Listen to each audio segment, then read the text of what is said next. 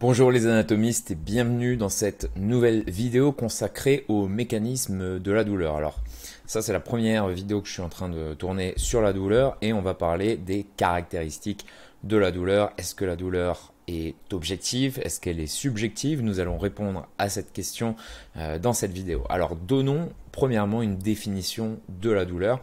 Alors la définition de la douleur qui ressort et qui est connue de tous, c'est celle qui a été donnée par l'IASP. Alors la douleur est définie comme une expérience désagréable au niveau sensoriel et émotionnel associée à un préjudice réel ou potentiel ou décrite en termes de tel dommage. Alors ma question c'est est-ce que la lésion tissulaire suffit à expliquer la douleur? La réponse est non. Pourquoi? Parce que, par exemple, ceux qui ont subi une amputation peuvent ressentir ce qu'on appelle la douleur du membre fantôme. C'est-à-dire que si je me fais amputer du bras, je vais pouvoir ressentir une douleur au niveau de la main. C'est ce qu'on appelle la douleur du membre fantôme.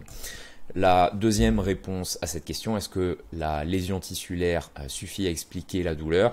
Non, dans le cas de la douleur chronique. Alors on va bien faire la différence entre douleur aiguë et douleur chronique. C'est vrai que la frontière est difficile à établir. On parle de douleur aiguë lorsqu'on a une douleur inférieure à 3 mois et on va commencer à parler de douleur chronique lorsque la douleur dépasse 3 à 6 mois. Donc qu'est-ce qui se passe au niveau de la douleur chronique? Les tissus sont complètement réparés, mais pourtant on a toujours des messages douloureux qui sont envoyés à notre cerveau par l'intermédiaire de la moelle épinière.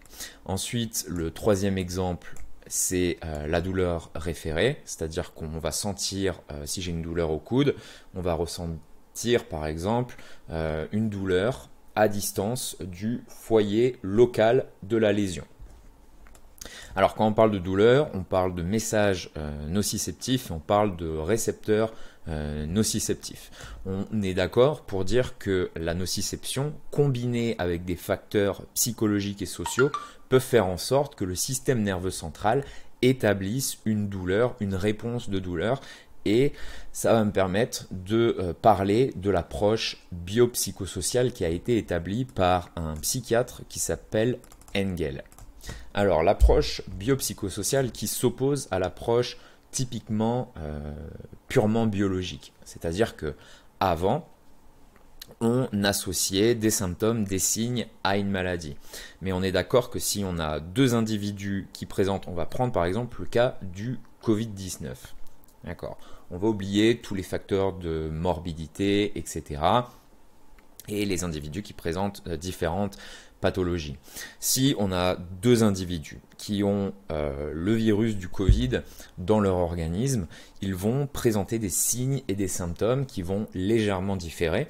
L'individu A et l'individu B vont présenter ces symptômes et ne vont pas être sur la même longueur d'onde. Pourquoi? Parce qu'il y a une approche psychosociale à cette approche purement biologique. Alors donnons une définition du modèle biopsychosocial qui est décrit en médecine, qui est une approche théorique et pratique proposée, comme je disais, par un médecin psychiatre Engel et qui veut prendre en compte des facteurs psychologiques, sociaux et biologiques des pathologies. Ça s'oppose, comme je disais, à une lecture exclusive par l'intermédiaire d'un modèle purement biomédical. Donc, on a l'approche biologique, l'approche psychologique et l'approche sociale. Au niveau des facteurs psychologiques, donc les processus cognitifs des individus, la personnalité et les émotions vont avoir une influence sur les symptômes que cet individu ressent. Ensuite, on a bien sûr les facteurs biologiques. On a tous des antécédents médicaux, on a des antécédents familiaux, on a des antécédents chirurgicaux, la fonctionnalité de l'individu, l'anatomie, la physiologie, la biomécanique et les pathologies qui vont différer d'un individu à un autre.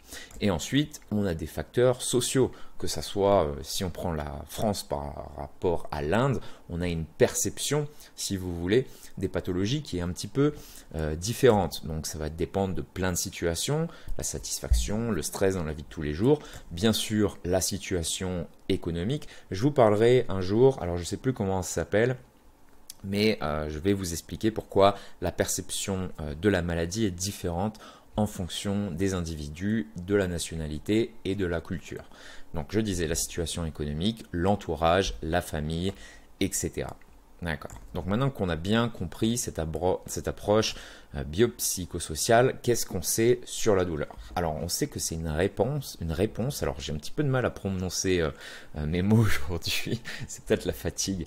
Alors qu'est-ce qu'on sait sur la douleur? Déjà c'est une réponse qui ne dépend pas seulement d'un système. On est d'accord. Il ne suffit pas seulement d'une transmission d'informations sensorielles nociceptives, on est d'accord, on en a parlé, et ce n'est pas une mesure directe de la lésion tissulaire. On va parler de la douleur chronique, par exemple. Je voudrais bien vous montrer une image, mais il y a une image qui est très connue, où on voit 3 soldats avec les membres qui sont complètement coupés, et ils ont un grand sourire aux lèvres, d'accord? Cette lésion tissulaire n'est pas égale à la douleur. L'évaluation qui est faite par le cerveau par rapport aux menaces des tissus. Si je pense que je me suis fait une lésion, mon cerveau va interpréter ça comme un message douloureux, même si je ne me suis pas fait de lésion tissulaire. Ensuite, la douleur, ce qu'on sait, c'est que ça fait partie d'un système de défense et d'alarme. La douleur n'est pas une mauvaise chose, d'accord? La douleur est un signal d'alarme comme quoi je suis en train d'affecter mes tissus. Ok? Et comme je vous le disais, la barrière entre la douleur aiguë et la douleur chronique est assez difficile à établir. Alors pour finir, au niveau des caractéristiques de la douleur, on va parler de la théorie du gate control. Alors qu'est-ce que cette théorie? Il s'agit d'une réaction naturelle des êtres humains qui se déclenche lorsqu'une douleur survient. Par exemple, si vous avez mal au coude et que vous commencez à masser la zone, à frotter votre peau quand celle-ci vous fait mal, eh ben, ça va envoyer des messages à votre cerveau qui vont, alors je vais vous expliquer. Mais voilà, les mécanismes qu'on a l'habitude de faire lorsqu'on a une douleur, c'est qu'on va frotter, on va toucher, etc. Pareil, si on a mal au dos, on va se frotter, on va se masser le dos s'il est douloureux. Si on a une articulation douloureuse, on va mettre un bandage. Voilà, tous ces gestes vont soulager et c'est grâce au système, enfin à la théorie du gate control. Alors, juste pour faire une petite analogie, on va parler de la route versus l'autoroute. Je vais vous donner tout simplement un exemple. Si j'ai mal au coude, d'accord, le message douloureux va être véhiculé des récepteurs de la douleur au niveau du coude, appelés ce qu'on appelle les récepteurs nocicepteurs, jusqu'au cerveau par l'intermédiaire de la moelle épinière. Vous voyez dans ce schéma, j'ai mal au coude, ça passe par une voie périphérique avant d'atteindre la voie de la moelle épinière pour aller jusqu'au système d'intégration du corps humain, c'est-à-dire le cerveau, avant de revenir par un mécanisme de sortie et un système de réponse. Donc ce message douloureux va emprunter ce qu'on appelle des nerfs de petit calibre, qu'on appelle A et C, et qui vont véhiculer le message nerveux à une vitesse assez lente. On va parler de la route. Okay. Ensuite, la sensibilité tactile, comme je vous le disais, on va commencer à se toucher le coude. Et ce message tactile va être véhiculé par des fibres neurologiques de gros calibre qu'on appelle les A-bêta. Et ce sont des fibres myélinisées. Alors, je ne vais pas trop rentrer dans les détails, mais on a des fibres nerveuses qui sont myélinisées, qui envoient, si vous voulez, un message très très rapide à la moelle épinière et au cerveau, et on a des fibres qui ne sont pas myélinisées où le message est un petit peu plus lent. Donc ces messages tactiles passent par des autoroutes qui sont myélinisées, et ce qui va considérablement améliorer, enfin augmenter la vitesse de conduction du message nerveux. Le message sensitif, comme je disais, est véhiculé par des autoroutes à une vitesse qui est environ 3 fois supérieure à celle des messages douloureux. Alors je vais vous montrer un schéma avant de revenir sur la suite. Donc vous voyez ici, considérons ça comme l'encéphale. Okay. On a deux types de fibres. On a des fibres qui sont non myélinisées et on a des fibres myélinisées qui sont représentées par ces rectangles jaunes. Les fibres myélinisées apportent le message sensitif beaucoup plus rapidement que les fibres non myélinisées.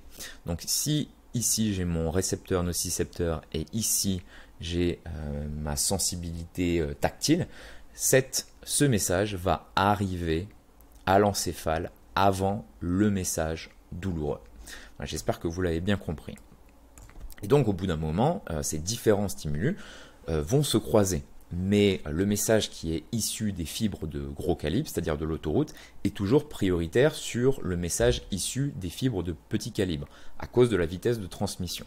Ce mécanisme implique donc qu'en cas de convergence d'un message tactile et d'un message douloureux, le message tactile a la priorité au péage de l'autoroute, et va donc provoquer le blocage de la transmission du message douloureux. C'est la raison pour laquelle les massages et les bandages ou les bandages de contention vont soulager la zone sur laquelle ils sont appliqués. Et c'est pour ça qu'on a développé des équipements médicaux à partir de ce mécanisme qu'on a compris du gate control. Et il s'agit par exemple de l'électrothérapie sous la forme du TENS, analgésique. Ces courants antalgiques sont pratiqués chez les kinésithérapeutes, mais sont aussi prescrits dans des centres antidouleurs afin de lutter contre les douleurs qui résistent au traitement conventionnel. Voilà, c'était tout pour cette vidéo et je vous dis à la prochaine pour une autre vidéo sur le mécanisme de la douleur. À bientôt les anatomistes.